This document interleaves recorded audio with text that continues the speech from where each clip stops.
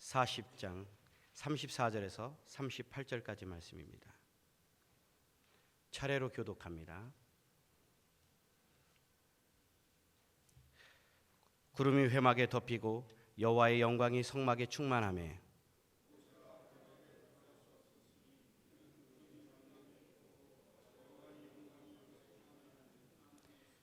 구름이 성막 위에서 떠오를 때에는 이스라엘 자손이 그 모든 행진하는 길에 앞으로 나아갔고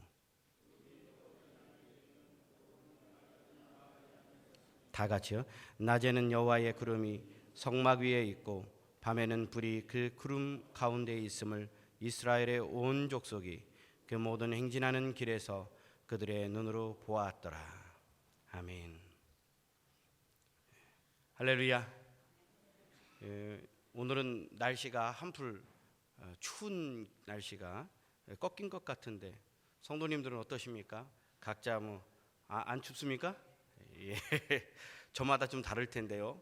마음속으로 좀 왠지 모르게 쓸쓸하고 옆구리가 허전하시면 추우실 것이고, 그러나 마음이 따뜻한 분들은 아무리 추워도 그 마음이 또 날씨 때문에 지배받지는 않겠죠. 그렇게 참 먼저 주에도 그렇고 일주일 내내 영하 10도 가까이, 어떨 때 보니까 최고가 제 온도 제 핸드폰을 보면 온도계가 항상 찍히는데 15도까지 저는 찍히더라고요. 더한 분들은 16도까지 찍혔다는 분도 있더라고요. 와, 이게 도대체 웬 날씨가 이렇게 추운지, 제 마음이 따뜻했는지 모르겠지만 저는 좀 그래도 추운 줄 모르고 열심히 사역했습니다. 전혀 안 믿으시는데요. 네, 우리 다 같이 기도하겠습니다.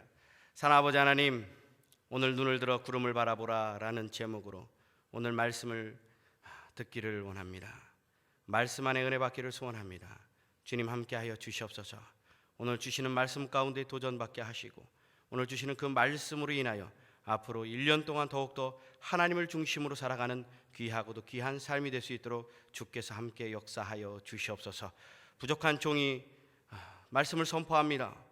저의 부족함을 보지 마시고 이 입술을 주장하여 주셔서 하나님이 원하시는 대로 선포하게 하여 주시옵소서. 예수님의 이름으로 기도드리옵나이다. 아멘.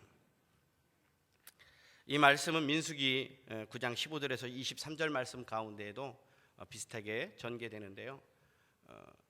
그 출애굽기나 민수기 그 내용들을 보면 중복되는 내용들도 많이 나옵니다. 저는 군대 얘기를 참 자주 합니다. 저희 담임 목사님과 함께 식사를 하면서도 군대 얘기를 합니다. 담임 목사님 군생활했던 양구가 더 춥다, 아니면 제가 군생활한 화천 중서부 지역이 더 춥다. 뭔 얘기인지 모르시는 분들 있습니까? 강원도 날씨는 다 춥습니다. 그런데 정말 강원도 날씨가 추워요. 추운데 이제 우리가 훈련을 보통 많이 받습니다. 겨울에 훈련 받는 거를 우리 남자분들은 뭐라고 합니까? 그 용어 기억나세요? ATT라고 기억나십니까? 저 혼자 얘기하는 것 같습니다. ATT라는 또 동계 또 프로그램 속에서 훈련도 받고 하는데요. 여름이면 그래도 양호합니다. 근데 이제 겨울에 훈련을 받으려고 하면 참 힘들어요. 손도 시렵고 발도 시렵고, 특히 강원도 같은 경우에는 너무너무 추워요. 추운데 저희 같은 경우에는 장비가 특수 장비가 있습니다. 통신 중에서도 조금 중요한 통신 업무를 맡아가지고 장비들이 되게 무거워요. 그래서 그 장비를 들고 올라다니려고 하면 상당히 힘이 드는데, 특히 높은 고지에다가 안테나를 설치할 때에 이걸 들고 올라가려고 하면요 너무너무 힘든 거예요. 60kg 이상이 되기 때문에 쫄병 2명이서 조원이 한 4명 정도가 되는데, 그 4명 중에 쫄병 2명 해봐요. 몇 명입니까? 2명이면 저도 항상 포함될 때가 많죠. 보통 상병까지는 거기에 포함이 됩니다. 상병이면 적어도 군대에서 1년 이상 지낸 사람들이에요. 그런데도 그 무거운 걸 들어야 됩니다. 근데 굉장히 높은 데를 그걸 들고 올라가려고 하면 너무너무 힘든 거예요. 근데 여기서 고참을 잘 만나야 합니다. 조장이 멍청하면 쫄병들도 고생한다고, 저 고지 저기를 들고 뛰어 올라가라 이런단 말입니다. 그러면 우리는 예 알겠습니다 하고선 탁 들고선 그 무거운 거를 들고 막 올라가야 돼요. 그래서 빠른 시간 내에 이것을 설치해야 되는데 설치하지 못하면 큰일 납니다. 한 개의 부대가 다 전멸할 수 있는 상황까지 오는 거예요. 실제로 전쟁이 나면요. 그렇기 때문에 실전같이 뛰어야 되는데 얼마나 힘든지 몰라요. 막 몇백 미터를 그걸 들고서는 막 뛰어 올라가야 되는 거예요. 몇백 미터라 가면 좀 과장됐고 한 50m, 100m 정도로 그 무거운 걸 들고 뛰려고 해보십시오. 근데 막 뛰어가서 올라가가지고 딱 설치하려고 딱 내려놨습니다. 이제 우리가 할 일은 다 끝났다 딱 그러는데 고참이 딱 와가지고 하는 말, 여기가 아닌게벼. 그러면 어떻게 해야 됩니까? 다시 좌표 설정해가지고 또 가야 돼요. 근데 한 번은 친구 중에 이제 맹호부대에서 근무했던 친구인데 저하고 비슷한 얘기를 하더라고요. 기계화 사단이 되기 전에는 완전 보병이었는데 이 고지에서 저 고지를 딱 보고선 좌표 설정을 한 다음에 고참이 야, 저 고지를 점령해 한다는 것이죠. 특히 소대장이요. 그러면 그 소대원들이 전부 다 막 소총 들고 막 올라가요. 올라갔는데 그 소대장이 한다는 말이 완전 온 지 얼마 안 된 소대장, 좌표를 한번 봐도 아니니까 고개를 깨우다 여기가 아닌게벼. 다시 돌아가야 되는 거예요. 이 얼마나 힘듭니까? 그런데도 불구하고 쫄병들은요 절대 군소리 못합니다. 첫째는 군소리하면 얻어맞고요. 두 번째는요 서로 그 안에서 분란이 일어나면 아무것도 안 돼요. 그래서 리더자가 있으면 그 리더자의 말에 철저히 복종해야 되는 겁니다. 틀려도 따라가야 되는 거예요. 이것이 리더자의 역할인 거죠. 그만큼 리더자가 못 믿어워도 그 마음 안에는 믿으려고 하는 노력이 필요해야 되는 거예요. 안 그러면요 중간 정도 되는 고참이 반기를 일으킨다는 것입니다. 왜 제가 이 말씀을 자꾸 드리나요? 또 한 예를 들어볼까요? 사막 한가운데를 간다고 치죠. 사막은요 일반 평지하고는 다르지 않습니까? 바람이 불어오면요 내가 걸어왔던 길이 싹 없어집니다. 아무리요 발로 표시를 하고 가도요 싹 없어집니다. 우리 일례로 사막에는 안 가봤어도 모래밭이 많은 바닷가나 또는 냇가 같은 데 보면요 모래사장 위에서 발로 밟고 난 다음에 한번 바람이 불거나 사람들이 한번 발로 훑고 나가면 싹 없어집니다. 그러면 무엇을 의지해야 됩니까? 인간의 이성으로 판단해서 내 경험을 가지고 판단할 수가 없다라는 거예요. 내가 요때쯤에 이런 상황에서 이런 길로 갔었던 것 같은데 그래 내 경험을 믿고 가자. 큰 코 닥친다는 것이죠. 곧 기다리는 건 죽음만이 기다리고 있다는 거예요. 그런데 나침판이라는 것을 믿고 따라가면 죽지 않는다는 것이죠. 그만큼 그 마음 안에 무엇을 의지하고 믿느냐에 따라서 사람에게 있어 모든 것들이 결정나거나 또는 나의 삶 자체가 바뀔 수 있다는 것입니다. 그래서 자신의 경험 판단만을 가지고는 안 된다는 것을 말씀드리면서 특별히 오늘 말씀과 연계하여서 민수기 2장 말씀에 보면 민수기 2장 말씀 가운데에 각 지파별로 그 진을 이렇게 만들게 합니다. 그래서 첫 번째 1진은 동쪽을 중심으로 해가지고 유다, 이사갈, 스불론, 2진은 루벤, 그리고 시몬, 갓, 세 번째 3진은 에브라임, 므낫세, 베냐민, 4진은 단, 납달리, 아셀 지파로 이렇게 딱 위치를 설정해 줍니다. 하나님께서 누구를 통해? 하나님께서 모세를 통해서 그렇게 설치하게 하는 것이죠. 그런데 왜 이렇게 배분을 하냐면 그 야곱의 그러니까 본 부인이 있잖아요. 레아와 라헬이 있으면 그것도 첩들이 또 몸종들이 아니었습니까? 그 비라와 실바가 있잖아요. 그런데 그들의 소생을 통해서 이스라엘이라는 나라가 민족이 형성이 되는데 아주 알게 모르게 묘한 갈등들이 그 안에 있는 거예요. 그러니까 그러한 관계들을 나름대로 하나님께서 잘 설정해 가지고 각 진을 이렇게 설치하게 한 거예요. 그래서 제1진, 제2진, 제3진, 제4진 해가지고 딱 지파별로 배분을 하는 겁니다. 그러면서 그들이 진을 딱 구축한 다음에 광야 생활을 하는데 오늘 주신 말씀대로 성막에 그러니까 회막 위에 구름이 떠오르면 그 진이 움직여야 되는데 요 진을 딱 짜가지고 움직이는 거예요. 그러면서 이러한 부분들 가운데에 이스라엘 백성들이 광야 가운데에서 뭔가를 이루어 나갈 때에 요 부분이 참 중요한 부분을 우리에게 말해주고 있는데요. 바로 이 진 안에서 갈등이 일어날 때에 그 안에 하나님이 있느냐 그 안에 하나님이 없느냐에 따라서 그 이스라엘 백성들의 삶 자체도 또는 광야 생활 가운데 모든 일들이 결정날 수 있다는 겁니다. 그렇기 때문에 그 하나님이 내 안에 있느냐 없느냐와 마찬가지로 이스라엘 백성들 가운데에 내가 오직 하나님만 바라보면서 그 회막을 바라보며 나아갑니다. 어느 지파든지 하나님이 그 안에 있으면 분란이 일어나지 않지만 그 마음 안에 하나님이 없으면 문제들, 갈등들의 그 소지들이 현실로 나타나서 문제를 일으킨다는 것이죠.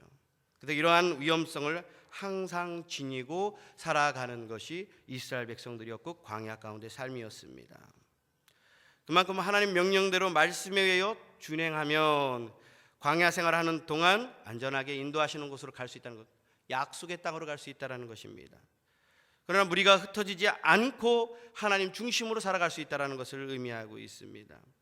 출애굽기 40장 오늘 본문 말씀 가운데 36절 37절 말씀을 보면 더 우리가 자세하게 이해할 수 있는데요, 이 부분을 한번 다 같이 한 목소리로 합독하겠습니다. 다 같이 시작. 구름이 성막 위에서 떠오를 때에는 이스라엘 자손이 그 모든 행진하는 길에 앞으로 나아갔고 구름이 떠오르지 않을 때에는 떠오르는 날까지 나아가지 아니하였으며. 바로 회막 위에 구름을 바라보며 구름이 떠오르면 하나님의 사인으로 알고 하나님의 명령을 알고 그들은 움직였고 하나님의 인도하심으로 이스라엘은 행했던 것입니다.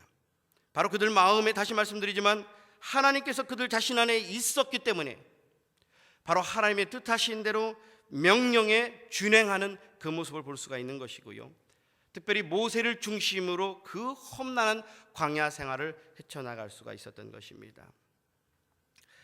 이러한 이스라엘의 일상생활 전체가 하나님을 중심으로 한 것이어야만 할 때에, 그러니까 하나님 중심적으로 살아갈 때에 궁극적으로는 하나님을 영화롭게 할 수가 있고요, 또한 하나님만에서 하나님 중심으로 살아가며 하나님의 뜻하신 대로 모든 일들을 잘 감당해 나갈 수가 있었다는 것입니다.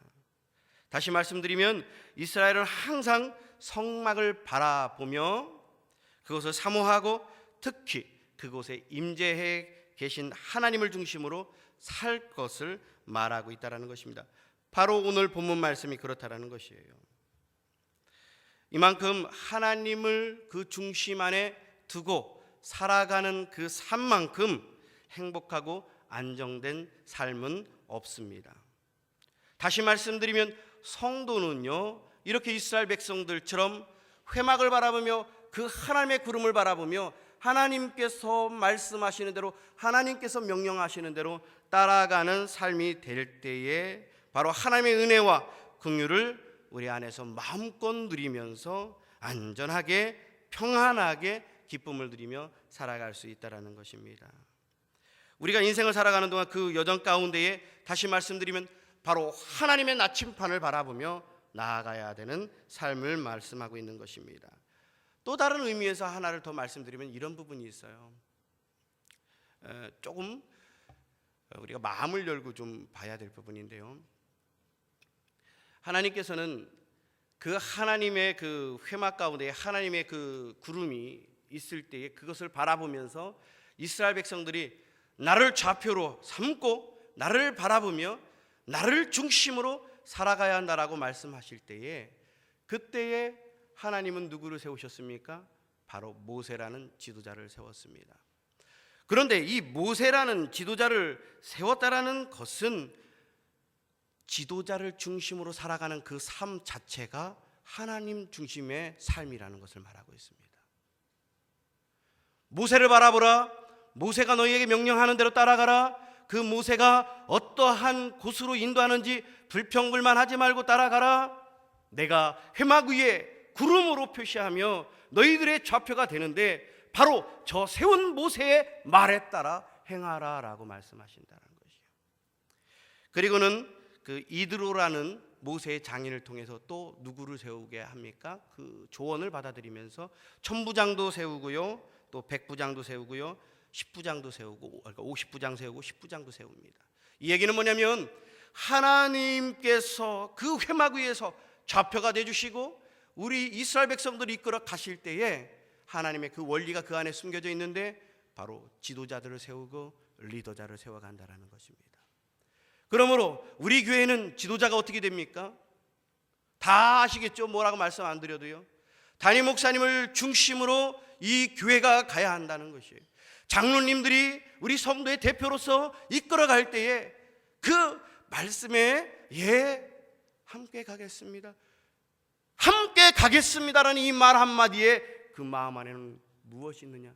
바로 내가 하나님을 신뢰합니다, 내가 하나님을 중심으로 살아갑니다, 내가 하나님을 너무너무 사랑합니다라는 고백과도 같은 것이라는 거예요. 누구를 높이고 칭찬하고자 하는 것이 아니라 바로 하나님의 그 이끌어 가시는 원리가 이 안에 있다는 것입니다. 그러면 작게는 뭐가 있을까요? 여기는 50부장도 있고 10부장도 있다고 말했죠. 각 구역에 구역장님들이 있습니다. 각 부서에 부장님들이 있습니다. 교역자들이 있습니다. 또는 교회의 어른들이 있습니다. 그러한 여러 가지 어떤 조언이나 이끌어 가심 속에서 그것을 인정할 때에 바로 모세를 따라가는 그 마음처럼, 천부장을 따라가는 그 마음처럼, 백부장을 따라가는 그 마음처럼 하나님께서 세우셨기 때문에 우리는 그 하나님 중심으로 살아가야 하기 때문에 내가 믿고 따르겠나이다. 그러면 지도자들은 무조건적으로 끌고 가야 됩니까? 아니지요. 영적으로 바로 서서 하나님께서 무엇을 말씀하시는지를 분명 깨닫고 바로 이 말씀의 중심을 두고 우리 성도들을 이끌어 가야 한다는 것입니다. 이것이 두 번째로 우리에게 오늘 말씀을 통해서 가르치고 있다는 것입니다. 기러기 하면 많이 아시죠?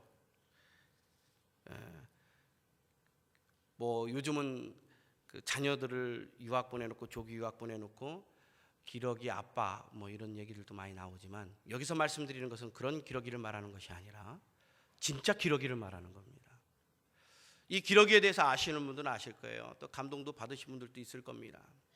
제가 무엇을 말씀드리려고 하냐면 이 기러기는요, 가을에 우리나라 한국으로 이 철새거든요. 기러기가 가을에 한국으로 옵니다. 어디에서 오는지 아십니까? 저 멀리 뭐 시베리아 또는 사할린 또는 멀리는 알래스카에서부터 이렇게 여기까지 날라온다고 해요. 엄청난 거리인 거죠. 그래서 가을에 이곳에 날라와서 겨울을 여기서 납니다. 한국의 철새 중에 기러기를 말씀드리는 겁니다. 그리고는 겨울을 낳고 난 다음에 봄에 또 다시 자신들이 왔던 곳으로 또 가는 거예요. 시베리아, 사할린, 알래스카. 그런데 이 총 이동 거리를 계산해 보면 약 4만 킬로미터 정도가 된다고 합니다. 엄청난 거리예요. 엄청난 거리예요. 우리나라 한반도를 다 따지고 남쪽에 그 최전방에서부터 부산까지 거리가 약 500km가 좀 넘는 걸로 제가 알고 있는데요. 이 500km 거리만 해도 엄청난데요. 4만 킬로라는 것은 이거의 10배의 거리. 제가 장례가 터져가지고 운전하고 가다 보면요, 특히 저기 해남이나 뭐 고흥이나 뭐 또 광주 밑에 장흥이나 이런데 장례가 나잖아요. 부산 거제도나 이런데 장례가 나면요, 정말 운전하고 가다 보면 가도 끝이 없는 거예요. 너무너무 먼 거리예요. 그런데 4만 킬로 엄청난 거리 아닙니까? 4만 킬로 엄청난 거리. 이 기러기의 몸무게는요 약 1.5kg에서 4kg 정도가 된답니다. 그렇게 큰 몸무게가 아닌 거예요. 4kg 하면요 쌀 요만한 거 한 푸대 조그만 거 있죠, 하나 들고 다니는 그런 무게라고 생각하시면 돼요. 그 무게고요. 총 길이는 122cm, 날개를 폈을 때에. 그런데 왜 얘네들이, 이 기러기들이 4만 킬로를 그럼 어떻게 가느냐? V자 대형으로 가는 거예요. V자 대형으로. 기러기 날아가는 거 보셨습니까? 꽉꽉꽉 하면서 V자로 날아가는데 제일 앞에 리더자가 있고요, 어쩜 그렇게 가르쳐 주지도 않았는데 질서정연하게 쫙 V자로 해가지고 날아갑니다. 날아가는데 4만 킬로를 날아가는 거예요. 4만 킬로를. 그 과학자들이, 조류학자들이 이걸 연구했답니다. 왜 그렇게 멀리 날아가는 거? 어떻게, 무슨 방법으로? 그런데 놀라운 것은 앞에 리더자가 날아갈 때 날갯짓을 하면 그곳에서 양력이 발생한다는 거예요. 양력이 발생한다는 건 뭡니까? 비행기가요 뜰 때 양력이 없으면 못 날아가요. 밑에서 받쳐주면서 뜰 수 있게끔 위로 미는 힘이 있어야 한다는 거예요.